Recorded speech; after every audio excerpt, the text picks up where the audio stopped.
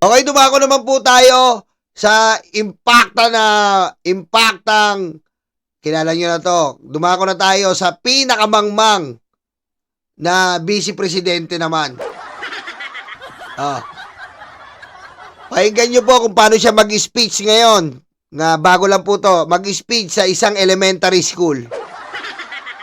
Tinanong ko siya, sabi ko, anong grade mo na? Siguro mga grade 8 or grade 7 siya noong time na yon. Tapos sabi ko, malapit ka na pala magtapos. Sabi ko, pag meron ka ng graduation, recognition, sabi ko, tawagin mo ako para maka-attend. Ang galing, no? Pag meron ka na, ang galing ng speech ng VP natin, no? Parang nagkukwento lang na grade 2. Galing ng speech, no? Pakinggan nyo, Ako ng recognition mo. So, hindi ito nalimutan ng aking pamangkin. Nung mga isang buwan nakaraan, less than a month ago, sumulat siya sa mama ko. Sabi niya, sumulat siya sa mama ko. Aray ko.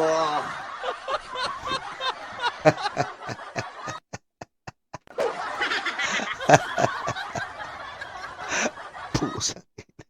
Para 7 years old na nagkukwento. Mama!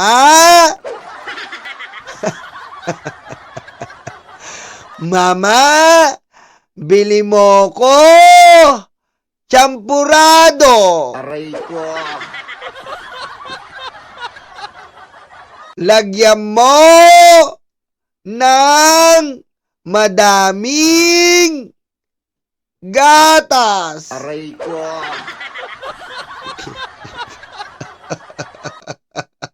Elementary pa lang ang kaharap nito, elementary.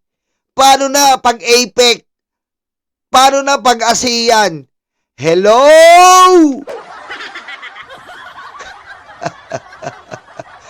I'm the president Aray ko. of the Philippines. No joke. Hi friends and not friends and not friends.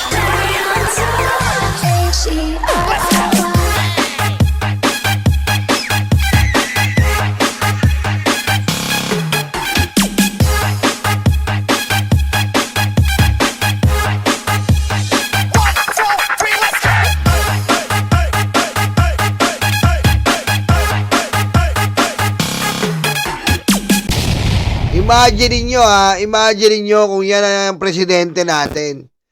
Kita niyo yung abot po na kahihiyan na idudulot ng Pilipinas. Di ba? Kawawang-kawawa ang Pilipino. Kawawa tayo dito. Anong mangyayari? Sasabihin ang ang mga Pilipino ay tatanga-tanga. Ha? Ganyan. Ganyan ang magiging Pilipino. Tatanga-tanga. Handaan nyo, ang presidente ang imahe ng bansa. Tapos ito, magiging imahe natin. Ganito. Katanga. Aray ko. Diretso natin. Lola, pakisabi naman kay Tia sa akin daw na mag-recognition na ako dahil lilipat na ako ng grade 11 o senior high school. So yung graduation ay recognition namin ay oras. Kaya masaya ako dahil nakabisita ako dito sa inyo, naging guest speaker ninyo, at nabigyan din ako ng pagkakataon na lumipat naman doon sa recognition ng aking pamangkin.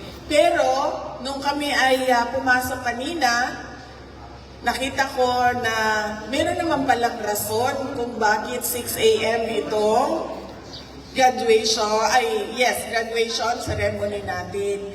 Dahil kung ginawa natin ito ng 10 a.m., ay naluto na po lahat ng ating mga magulang sa Pusa.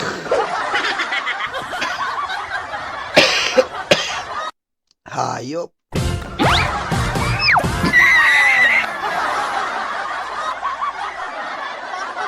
Hayop. Kaya, kaya pala ginawa 6 a.m. kasi maluluto yung mga magulang. Sara, wag ang bobo-bobo mo talaga. Kaya 6 a.m. yan dahil ang gagraduate ay mahigit 500. Ha? Kung mag-uumpisa sila ng alas 10, matatapos sila alas 6 ng gabi. Aray ko. Pakabobo naman nito. Ano gusto mo alas 10? Eh kung 1,000 yung estudyante na tatawagin sa stage. Oh. Ano talaga? Oh, diretso. lalim ng init ng araw. Araw. Kaya kailangan natin bilisan para hindi umabot yung Yung tirik ng Ng? init ng araw. oh, galing mag-speech, no? Kailangan natin bilisan dahil yung tirik ng araw. Ayaw niyo ba ng, ano ba tawag dyan? Covered court? Bakit wala kayong covered court dito, ma'am? Kinalimutan na kayo ng mayor ninyo? Pakabobo talaga. Ba't naghahanap ka ng cover court? Ha? Elementary school yan eh. Bobo talaga ng bibi. Ba't naghahanap ka ng cover court dyan? Bobo talaga na ito, men. Ito na ba?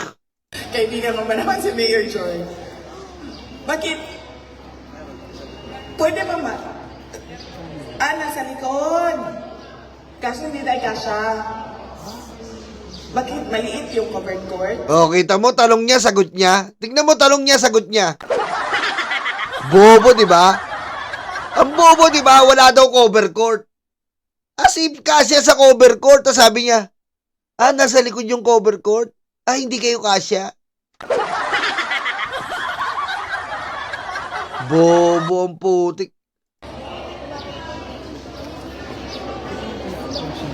Mainit doon pag umaga. Kasi nandun yung araw. Okay. Meron ka na po? Okay, sige. Hindi naman pwede magpatong-patong yung mga covered court natin. So, magpasalamat tayo kay Congressman Bong Suntay. Nandito, ito yung kasama niya si Congressman Manyak. Nandito to inimbitahan siya ni Congressman Manyak Suntay. So, ang gagawin na lang natin, Kong, dahil magbibigay ka na sa Aurora, Quezon, sabihan mo na lang ako saan natin ibigay yung isang covered court pa. Dahil may kakilala ako na nagbibigay ng covered court. Kong, Congressman Bong Suntay na lang ang mag-identify no isang paaralan. Oh, ayan na, Suntay may cover court ka sa pagtatanggol mo kay Sara Duterte. Ayan may cover court ka na magrepresenta daw si Sara, may cover court ka na, hayop ka, Suntay. Pamanyak-manyak ka lang. Aray ko. Na Addictus Rex, oy. covered court para hindi nyo na maabutan, sorry, kasi lilipat na kayo ng high school. Pero sa susunod, maabutan ninyo yun kasi babalik kayo dito pag nagtapos kayo ng college, babalik kayo dito. Kayo yung magiging guest speaker ng graduation nila.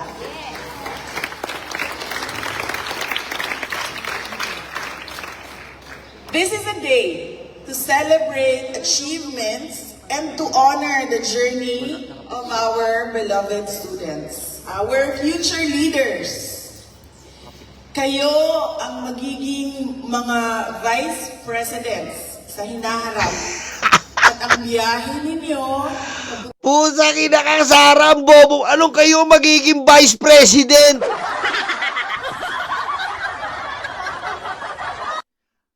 Bakit ganon? Anong sasabihin mo na naman? Kayo magiging vice presidents ng inaharap. Ano to, Sara? Ano kabubuhan to? Aray ko. Ano daw? Kayo magiging vice presidents ng inaharap? Aray ko. Ayop talagang buhay to. DDS, ano ba? Paano nyo ba ipagtatanggol to? Hindi ba kayo napapagod? Kung ganito pinagtatanggol ko, putik, ayoko na mag-vlog. Aray ko. Putik ko, kayo ang magiging vice president ng inaharap.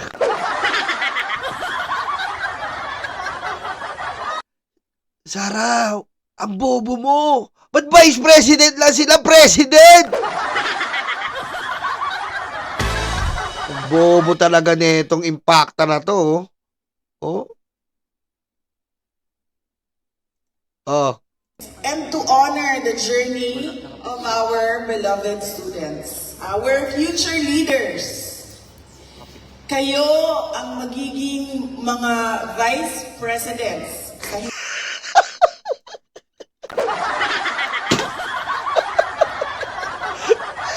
Hindi ako makamove na. Talaga. Kayo magiging mga vice presidents. Ang galing talaga, Butek. Ang galing. Ang galing talaga. Bobo talaga na ito. hinaharap. Oh. At ang biyahe ninyo Oh. papunta sa tanggapan ng pangalawang Pangulo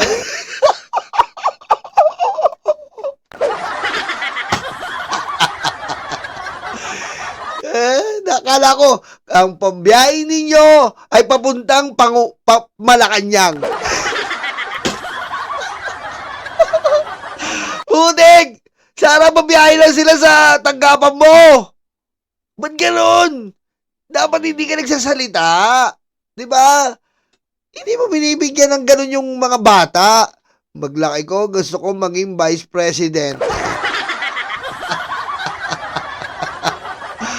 Putik ang bobo nito, men! Sobrang bobo mo! Bobo, di ba?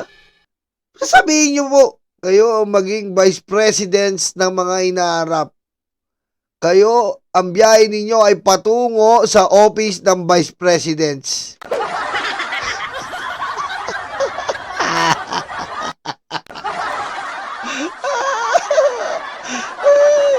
Ayoko na. Sige. at ang biyahe ninyo papunta sa tanggapan ng pangalawang Pangulo ay nagsisimula ngayong araw na ito. Your journeys are shaped by hard work, strengthened by the love of your family and the commitment of Aurora A. Quezon Elementary School. This graduation is a milestone that reflects not only your academic success, but the collective effort of every person in this ceremony. To our dear parents and guardians, hindi naging madali ang buhay ninyo. Puno ito ng pagod, puyat, pawis, at hirap. Hello, Sarah. Elementary pa lang yan, ha? Sarah! Hoy! Impacta! Jablita! Elementary pa lang yan! Aray ko. Ha? Paano mapupuyat yung elementary? May thesis? Ha? Mapupuyat ba yung elementary? May thesis? Aray ko. Sara, elementary na lang kausap mo, tatanga-tanga ka pa. Pagod, puyat, pawis. Sara, Sabihin mo yun sa magulang. Aray ko. Dahil yung magulang nagbabalot ng Spanish bread. Ha? Yung magulang bumibili ng sesto. Aray ko. Siya sabihan mo parang college. Ano yan? College? Aray ko. Ang bobo talaga, oh. Pagod, puyat, pawis. Oh. Ayaw nyo maniwala, oh. Ayan, oh. Hindi naging madali ang buhay ninyo. Hindi daw naging madali. Tinuturuan ng magulang niya magsulat. Ano ko ba? Hindi na maganda na yung buhay nila. Ang dali-dali, tuturuan ng magulang magsuyat. Aray ko. Oh, babayaran ng magulang yung mga teacher para mapasa sila. Oh, ano nila, yun ang gagawin ng magulang sa elementary. Laging bibili ng merienda kay teacher para laging honor yung anak. Aray ko. Ang bobo mo. Oh, ito mo sabi niya, oh.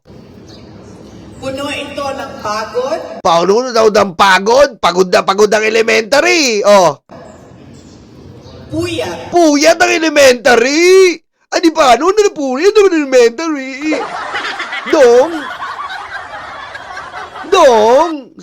Ano ka pa, ano? Nagapuyat ang elementary, dong. Dong, paano nagapuyat ang elementary? Nagapuyat. Aray ko. Elementary na puyat. Ano ba yung nila? Algebra? Ha? COBOL? Trigonometry? Ano ba yung subject nila? Trigonometry? Analogy? Aray ko. Calculus? Tama si George, calculus. Puyat ng elementary. pawis, Pawis? hirap, Pawis? at dapat maintindihan ang hirap na ito Oh! ng ating mga anak. At kailangan ipaalala sa kanila ang kahalagahan ng edukasyon sa pagbabago ng buhay nila. Ang krisis sa presyo ng mga produkto ngayon ay isang dagok sa ating pagbangon bilang isang pamilya at bilang isang bayan. Putik, Sara, in-AI mo na lang, nahihirapan ka pa. Grabe, Sara, in-AI mo na lang, nahihirapan ka pang ibigkas. Aray ko. Diba, mahiling mag-AI po to eh. Sabi niya, anong English ng bobo? Ano ba English ng bobo? Sige nga, kunyari pa kayo, wala kayong chat, GPT.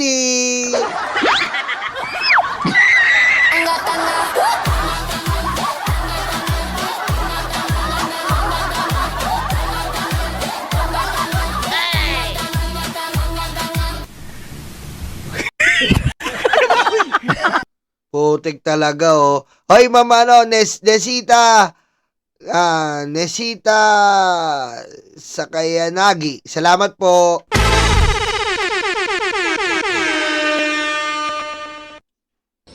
Magiging mas mahirap ang mga susunod na buwan, kaya kinakailangan pag-usapan ng pamilya kung paano makatipid ng pera. Kulang na nga ang budget noon. Sigurado, mas lalaki ang kakulangan ngayon. Pero pakiusap ko sa inyong lahat, huwag ninyong tipirin ang pag-aaral ng inyong mga anak. Despite the hardship, please choose to invest in the education of your children. Nako, from the DepEd Secretary magnanakaw. Galing, no? Coming from you, magnanakaw na you. Diba? Hindi talaga tinipid yung edukasyon, kaso ninakaw mo. Aray ko. Ha? Hindi tinipid yung edukasyon ng gobyerno, kaso ninakaw mo. Diba? Ninakaw niya. Go student, go scholarship, go school. Coming from you talaga, ha? Coming from magnanakaw, ha? Aray ko.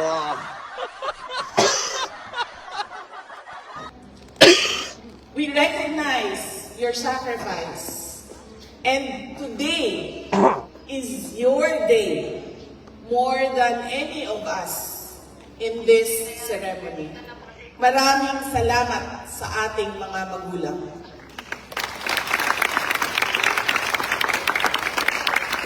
Sa ating mga graduates, huwag nating kalimutan mamaya sa pagtatapos ng ating ceremony ay bigyan natin ng pagpapasalamat ang ating mga magulang o ang ating mga guardians. Meron sa atin, no, na hindi lumaki sa ating nanay o tatay. Lumaki tayo sa lolo or sa lola natin, sa tiyahin natin, sa pinsan natin, o kung sino man yun, tumulong sa inyo para kayo maupo dyan bilang graduate. Huwag ninyong kalimutan na magpasalamat sa kanila.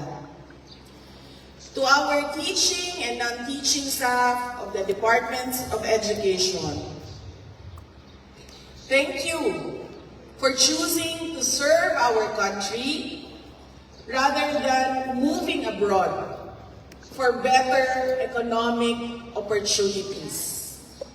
Despite limited resources, rising costs, and daily personal and professional pressures, you continue to mold young minds with patience and integrity. Maraming salamat sa inyo. Oh, yan po, ha. Oh, yan po yung BP nyo na walang kwenta.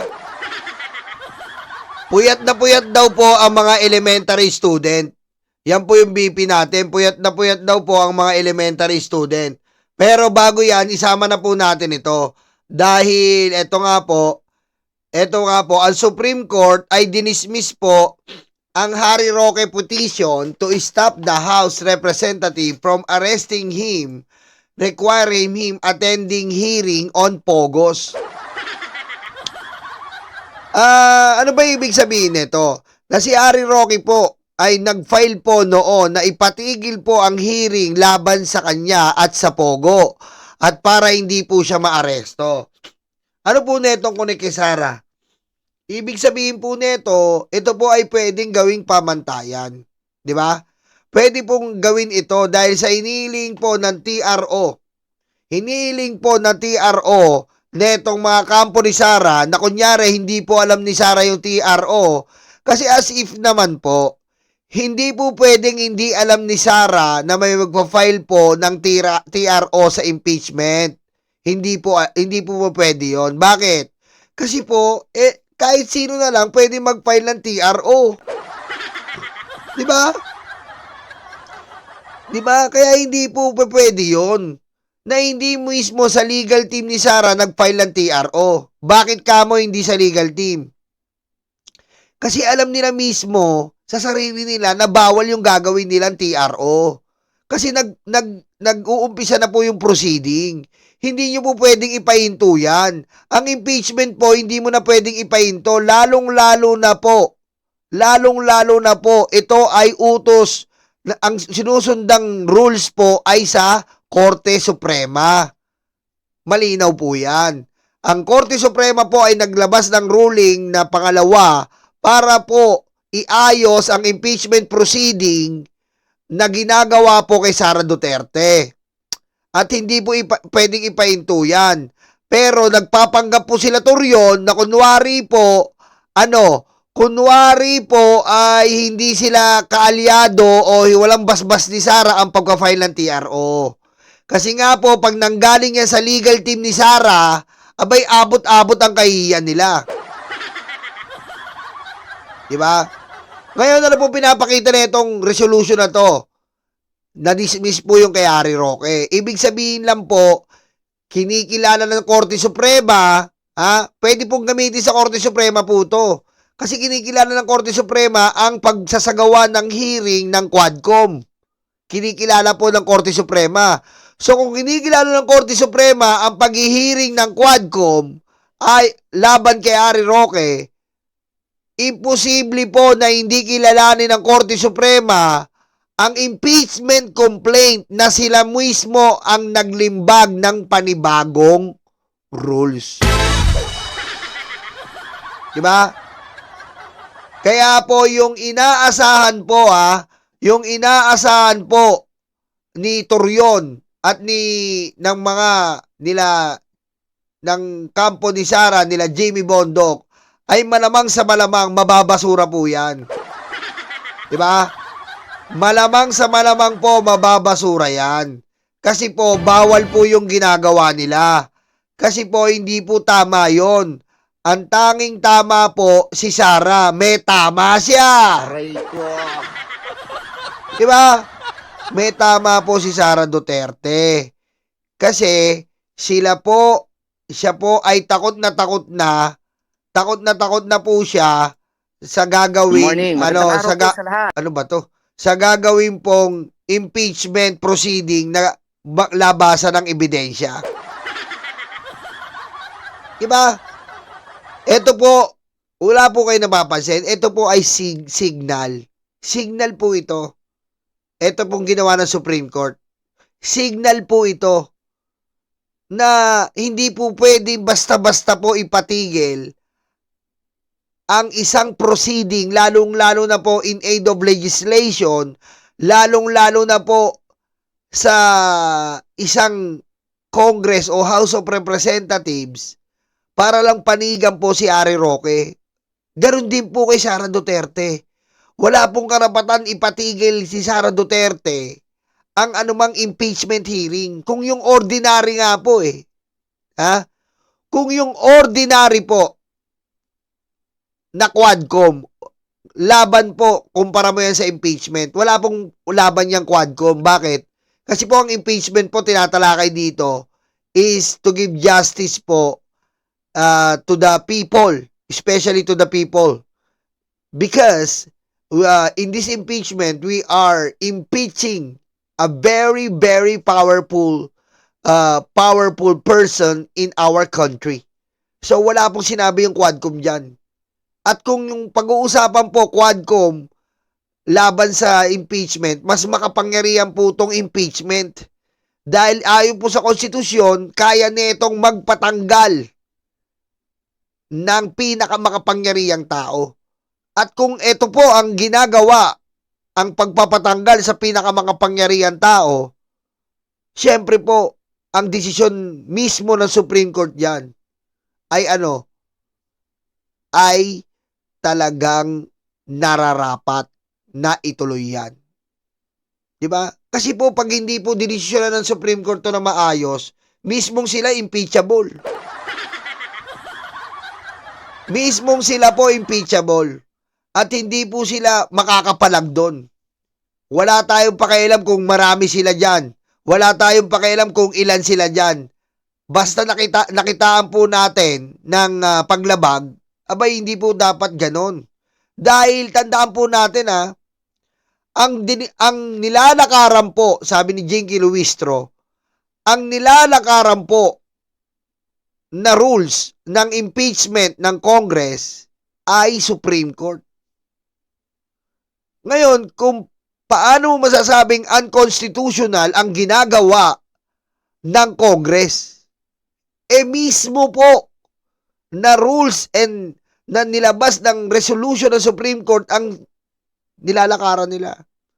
Kaya pag ang Supreme Court po dinecline ang impeachment at pumanig po sa TRO, malaking gulo po yan. Napakalaking gulo po niyan. Bakit? Binabali nila yung resolusyon nila. Di ba? Ano pong gagawin ng House? Magpa-file po yung House dyan. Di ba? Magpa-file po ang House dyan. Oh. Magpa-file po yung House dyan ng petisyon na ano, na bakit mo pinapahinto ang impeachment na ikaw ang nagbigay ng resolution. Malaking gulo po yan. Malaking gulo po ang tatahakin ng Supreme Court kung sakasakaling panigan nila ang TRO na yan. Kaya Harry Roque, lumabas ka na dito, baklang may AIDS. Ha? Lumabas ka na dito, Harry Roque. Isama mo na yung asawa mo. Hindi yung puro ka fake news ang ginagawa mo.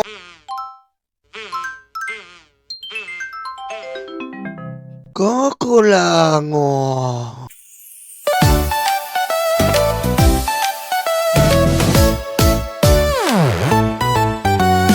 Tanggap, tanggap, luga, yuga, DDS, DDS. Dating nyo ay karton, dating nyo ay karton. Duterte, Duterte. Tanggap, tanggap, luga, yuga, DDS, DDS. Dating nyo ay karton, dating nyo ay karton. Duterte, Duterte. Ayan na sila, ayan na sila. Mailita na peke, mailita na peke. Ayan na sila, ayan na sila. Mailita na peke, mailita na peke.